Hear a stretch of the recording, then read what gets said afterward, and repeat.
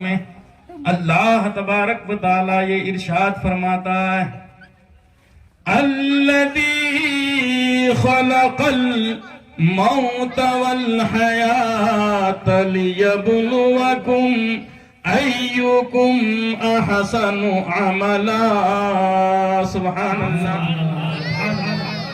اللہ ارشاد فرماتا ہے اے بندے سن، وہی رب ہے، وہی معبود ہے، خدا ہے جس نے موت و حیات کو پیدا فرمایا، زندگی بھی دی اور موت بھی عطا فرمائے گا۔ ہے کوئی موت سے راہ فرار حاصل کرنے والا؟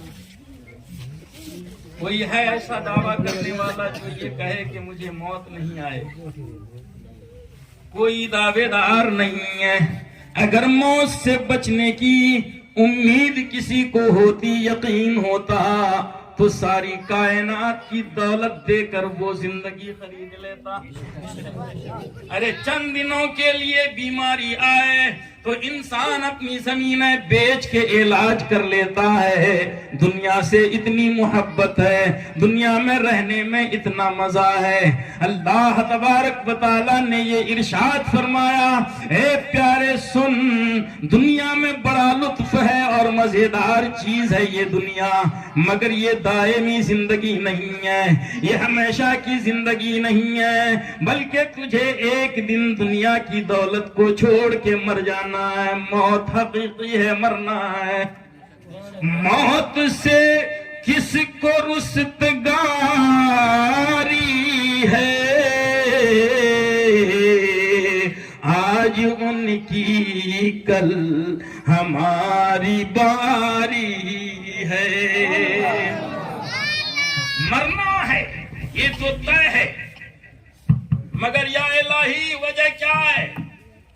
بڑی محبت سے تو نے پیدا فرمایا اور اتنی محبتیں نچھاور کی بندے پر رب نے کہ پیارے مصطفیٰ صلی اللہ علیہ وآلہ وسلم ارشاد فرماتے ہیں ہمارے اور آپ کے نبی کہ رب اپنے بندے سے 70 ماؤں سے زیادہ محبت فرماتا ہے۔ 70 ماؤں سے محبت فرمانے والا، 70 ماؤں سے زیادہ محبت کرنے والا رب، کرنے والا خدا اسی بندے کو ایک دن مار دے گا۔ یا الہی، ماں کا مزاج اولاد کو مارنا نہیں ہے۔ جب ایک ماں کا دل اپنی اولاد کو مارنے کا نہیں ہوتا ہے، اپنی اولاد کو مارنے کا مزاج ماں نہیں رکھتی ہے، تو 70 ماؤں کی محبت رکھنے والا اے پروردگار پیدا کرنے کے بعد موت کیوں عطا فرماتا ہے، مار کیوں دیتا ہے، اخیر وصال کیوں ہو جاتا ہے؟ تو اللہ تبارک و تعالیٰ یہ ارشاد فرماتا ہے لِيَبْلُوَكُمْ ایکم احسن عملا۔ سبحان اللہ، ذرا توپ کے بولو سبحان اللہ۔ اللہ تبارک و تعالیٰ یہ ارشاد فرماتا ہے اے بندے، زندگی دینے کے بعد میں نے موت اس لیے دینا چاہا ہے کہ تم کہیں دنیا سے دل لگا بیٹھو، دنیاوی زندگی کو ہمیشہ کی زندگی نہ سمجھ لو، اسی لطف میں ڈوب کر کہیں تم مجھ کو بھول نہ جاؤ۔ ایک دن مرنا ہے۔ اللہ نے فرمایا اس تھوڑی سی زندگی میں جانچنا ہے، تمہیں پرکھنا ہے، امتحان لینا ہے، آزمائش کرنی ہے۔ جس طرح ہم سال بھر پڑھاتے ہیں بچے کو، 6 مہینہ ہوتا ہے ششماہی امتحان، پھر سالانہ امتحان ہوتا ہے۔ وہی استاد جو روزانہ سبق دیتا ہے، بار بار بچہ پوچھے بار بار بتائے گا، مگر امتحان حال میں پہنچنے کے بعد وہی روزانہ پڑھانے والے استاد سے اگر بچہ پوچھے حضور یہ بتا دیں اس کا معنی کیا ہے، تو نہیں بتائے گا، ڈانٹ دے گا، اور اگر نہ لکھے وہ تو فیل کر دے گا۔ محبت کرنے والا استاد امتحان گاہ میں کام میں نہیں آتا ہے۔ آتا ہے بولو؟ اگر استاد امتحان گاہ میں کام آ جائے تو وہ استاد ہو نہیں سکتا. استاد اپنے عمل سے یہ بتاتا ہے اے بیٹے بڑی محبت ہے مجھے تجھ سے، لیکن ابھی امتحان کے جو 3 گھنٹے ہیں یہ محبت ختم ہے، یہاں محبت کی ضرورت نہیں ہے، یہاں پر کسی انسیت کی ضرورت نہیں ہے، بلکہ تیری بھلائی کے لیے یہاں پر تیرے ساتھ میرا رویہ الگ ہوگا، میری روش الگ ہوگی، محبتیں نچھاور نہیں کروں گا، روزانہ جو بتاتا تھا آج نہ بتایا جائے گا. کیوں؟ تمہاری زندگی کا مسئلہ ہے، تمہاری کامیابی کا مسئلہ ہے. آج میں نے اگر بتا دی تو تم ہمیشہ سہارا کا محتاج ہو جاؤ گے، ہمیشہ تم کسی لاٹھی کے محتاج ہو جاؤ گے، کامیاب نہیں ہو سکتے ہو.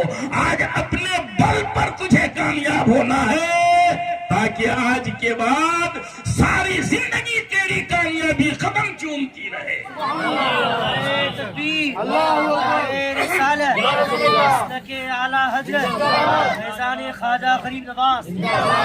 اب آؤ،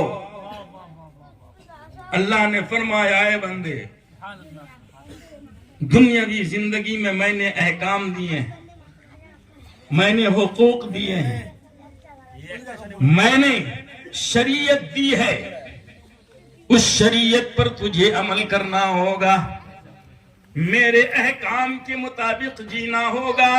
قرآن میں نے نازل کیا ہے اور وہی یہ مخفی میں نے رسول اکرم صلی اللہ علیہ وسلم کے ذریعے سے حدیث کے نام پر تجھے عطا فرمایا ہے. تجھے حدیث و سنت پر عمل کرنا ہوگا، میرے نبی کے اشارے پر چلنا ہوگا.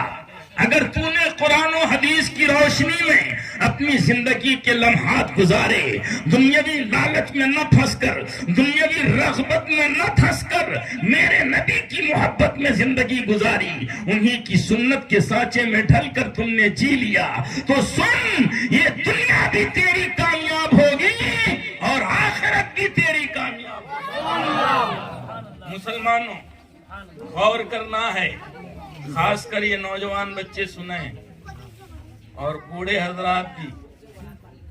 اللہ نے 2 حقوق آپ پر رکھے ہیں، فرائض تو بہت ہیں، میں آج حق پر بات کروں. ایک اپنا حق رکھا اللہ نے، اسے ہم حقوق اللہ کہتے ہیں. کیا کہتے ہیں بولو؟ حقوق اللہ. حقوق اللہ، اللہ کا حق بندے پر ہے. ایک ماں نے آپ کو پیدا کیا، ایک باپ نے آپ کو پیدا کیا ہے نا بھائی، والدین ہے یہ، تو والدین کا حق اولاد پر ہے کہ نہیں؟ بوڑھا ہو جائے تو قرآن کہتا ہے کہ اس کے ساتھ حسن سلوک کرو. وبالوالدین احسانا، بڑی حدیثیں پیش کی گئیں، ماں کی فضیلت بیان کی گئی، باپ کی فضیلت بیان کی گئی، اور اولاد کو مجبور کیا گیا کہ اپنے ماں باپ کی عزت کرو. آپ حدیثیں سنتے رہتے ہیں. کیوں عزت کریں؟ اس لیے کہ ہم اس کی نسل ہیں، ہم ان کا خون ہیں. اس نے ہم کو پیدا کیا، بچپنے پہ ہم پر رحم فرمایا.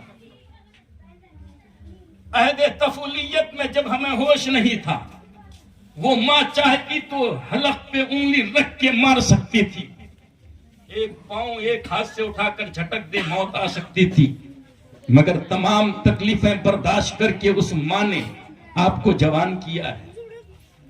اس باپ نے دھوپ نہیں دیکھا، چھاؤں نہیں دیکھا، اپنی زندگی داؤ پہ لگا کے آپ کا شکم، آپ کا پیٹ بھرنے کی کوشش کی. مسلمانوں اس لیے آپ کو ان کی عزت کرنا ہے.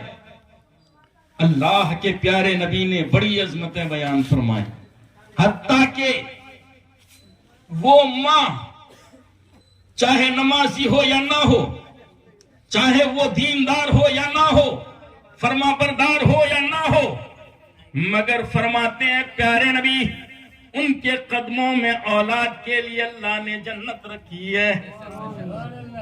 ماں کے قدموں کے نیچے جنت، جنت جیسی عظیم نعمت کو ماں کے قدموں کے نیچے رکھا اولاد کے لیے. کیوں؟ وجہ کیا ہے؟ حق ہے.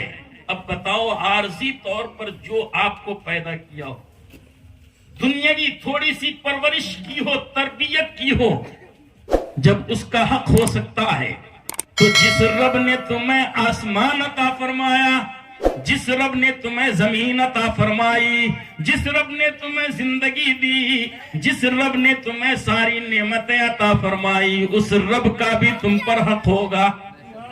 اور اسی کو حقوق اللہ کہتے ہیں. یہ بندے کا اور اللہ کے درمیان کا معاملہ ہے. آپ اگر حق ادا کرتے ہیں اللہ کا تو اللہ آپ کو نیکی عطا فرمائے گا، اپنی رضا اور خوشنودی عطا فرمائے گا. مسلمانوں، نماز پڑھنا یہ اللہ کا حق ہے. آپ نہیں پڑھو گے اللہ سزا دے گا، کوئی بندہ سزا نہیں دے گا. سمجھ میں آئی بات؟ جی. روزہ رکھنا یہ اللہ کا حق ہے، اور اللہ نے آپ کو کمائی دی، دولت دی، تو زکوٰۃ ادا کرنا یہ اللہ کا حق ہے. آپ کو ادا کرنا ہوگا. رمضان آئے تو روزہ رکھنا ہے، یہ حقوق اللہ ہیں. حضرت سیدنا مجدد الفسانی رضی اللہ تعالی عنہ نے فرمایا یہ حقوق اللہ ہیں. بہت سارے اور حقوق ہیں، آپ علماء سے معلوم کریں کہ اللہ کا کیا کیا حق ہے ہم پر. آپ اگر بندے ہو، اگر آپ بندے ہو تو اس کا حق ضرور ادا کرو گے. اپنے خالق کا، اپنے پروردگار کا حق ادا کرنا ہے. حق ادا کرو گے تو تمہارا خیر ہوگا، تمہاری عافیت ہوگی. اگر نہیں ادا کرو گے تو اللہ تبارک و تعالیٰ یہ ارشاد فرماتا ہے جو میرا حق مارے گا قیامت کے دن میں اس کو اپنی رحمتوں سے محروم کر دوں گا. آپ بخشے نہیں جائیں گے، آپ کی عافیت نہیں ہوگی. مرنے کے بعد بھی ایک زندگی ہے، اس زندگی میں اللہ آپ کو عذاب و عقاب کا شکار کر دے گا. یہ آپ کے اور بندے، آپ کے اور اللہ کے درمیان کا حق ہے، معاملہ ہے. آپ کو ادا کرنا ہے. ادا کرو گے اللہ راضی ہوگا، نہیں ادا کرو گے اللہ ناراض ہوگا. ہے نا بھائی؟ لیکن ایک حق ہے جسے حقوق العباد کہتے ہیں. اور سے سنیے گا، بندوں کا حق. اگر آپ بندوں کا حق ادا نہیں کرتے، بندوں کا حق چھین رہے ہیں، اس میں غفلت برت رہے ہیں، تو آؤ قرآن پاک پڑھتے ہیں. اللہ تبارک و تعالیٰ یہ ارشاد فرماتا ہے اے بندے اگر میرے حق میں غفلت ہو جائے تو میں رحمان و رحیم ہوں، غفور و غفار ہوں، توبہ کا دروازہ کھلا رکھا ہوں، معاف کر دوں گا. اور اگر تو نے میرے بندوں کا حق مار دیا تو جب تک میرے بندے معاف نہیں کریں گے میں تجھے ہرگز معاف نہیں کروں گا. مسلمانوں ذرا غور کرنا، حقوق العباد میں غفلت ہو اللہ معاف کرنے والا ہے. حقوق اللہ میں غفلت ہو اللہ معاف کرنے والا ہے. آپ نماز نہیں پڑھتے ہو یا غفلت برتتے ہو تو تیرے اور اللہ کے درمیان کا معاملہ ہے. اللہ چاہے تو معاف کر دے، اللہ چاہے تو نہ معاف کرے.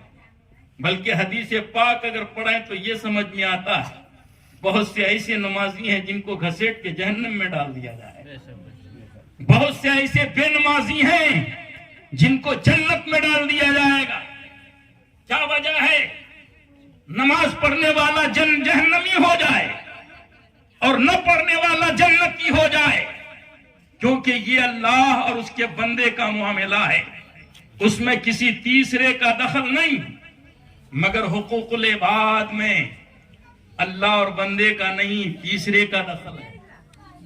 صرف اللہ کا معاملہ نہیں ہے، صرف بندے کا معاملہ نہیں ہے، بلکہ بندے اور اللہ کے بیچ میں ایک دوسرا بندہ آ جاتا ہے. جب تک وہ بندہ معاف نہیں کرے گا اللہ فرماتا ہے میں بھی معاف نہیں کروں گا. اب بتاؤ خطرناک کون سا پہلو ہے؟ حقوق اللہ خطرناک ہیں یا حقوق العباد خطرناک ہیں؟ تو کہنے کی بات آئے تو حقوق العباد یہ خطرناک چیز ہے.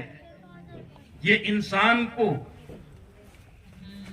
انسان اپنے آپ کو صوفی سمجھتا ہے، متقی اور پرہیزگار سمجھتا ہے، مگر اندر اندر سے گنہگار ہو جاتا ہے. حقوق العباد کی بنیاد پر پتہ بھی نہیں چلتا ہے. بڑا ہوشیار رہنا ہے، اللہ کے بندوں کا حق ادا کرنا ہے. مگر آپ ہیں اور ہم ہیں کہ حقوق اللہ سے دور ہوتے چلے جا رہے ہیں. ارے ہم اپنے گاؤں دیہات میں دیکھ رہے ہیں، چھوٹی سی بات ہو جائے تو بندوں کے درمیان کے رشتے توڑ دیے جاتے ہیں. تھوڑا سا جھگڑا ہو تو سلام و کلام بند کر دیا جاتا ہے. تھوڑی سی کوئی ناچاقی آپس میں ہو جائے تو بات چیت بند کر دی جاتی ہے، بلکہ ایک دوسرے کے یہاں آنا جانا بند کر دیا جاتا ہے، کھانا پینا بند کر دیا جاتا ہے. آؤ اللہ تبارک و تعالیٰ نے قرآن پاک میں ایسے لوگوں کے بارے میں یہ ارشاد فرمایا، وَيَقْطَعُونَ مَا أَمَرَ اللَّهُ بِهِ أَن يُوصَلَ وَيُفْسِدُونَ فِي الْأَرْضِ. سبحان اللہ. اللہ فرماتا ہے وہ لوگ بھی جہنمی ہیں جو لوگ اس معاملے کا قطع کرتے ہیں، کاٹتے ہیں جس معاملے کو جوڑنے کا حکم اللہ نے عطا فرمایا ہے. اللہ نے بندے کو بندے سے جڑنے کا حکم عطا فرمایا. کتنا جڑنا ہے ہم کو ذرا غور سے دیکھو. پیارے نبی صلی اللہ علیہ وسلم ارشاد فرماتے ہیں جڑنے کا. دیکھو المؤمن كبنيان المرصوص. اللہ کے رسول فرماتے ہیں مومن دوسرے مومن ایک مرصوص بنیاد کی طرح ہے. ایک مومن دوسرے مومن ایسے ہیں ایک بنیاد کی طرح ہے. آپ گھر بناتے ہیں، دیوار کھڑی کرتے ہیں، ایک اینٹ پھر سیمنٹ ڈال کے پھر دوسری اینٹ ڈالتے ہیں، جوڑتے چلے جاتے ہیں. کسی دیوار کی ایک اینٹ کھسکا دو، دوسری اینٹ کو تکلیف ہونے لگتی ہے، وہ بھی ہلنے لگتی ہے. اللہ کے رسول صلی اللہ علیہ وسلم ارشاد فرماتے ہیں مومن وہ ہے جو کسی مومن کو تکلیف میں دیکھے تو اپنے دل میں تکلیف محسوس کرے.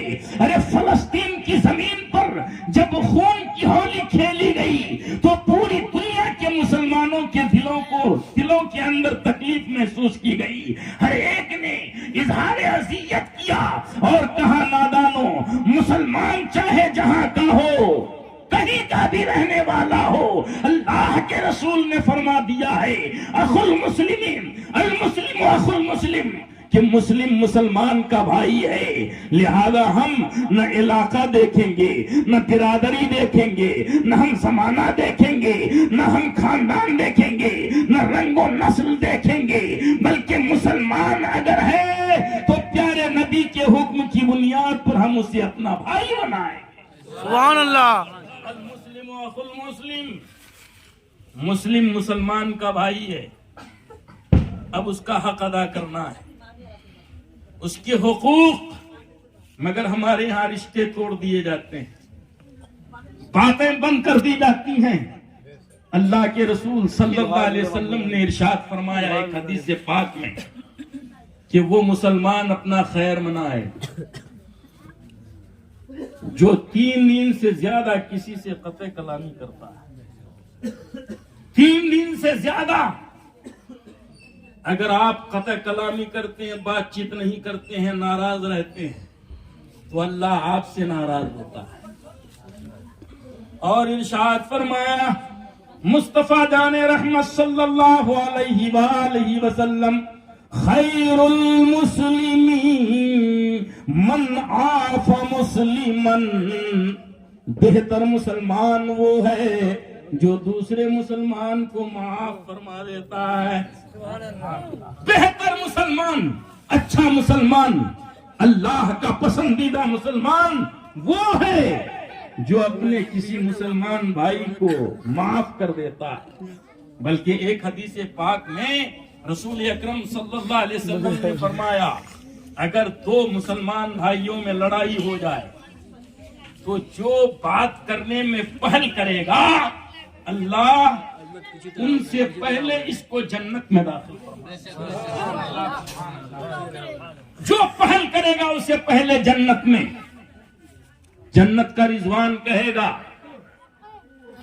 تو رک ابھی تیرے اعمال زیادہ ہے مگر تو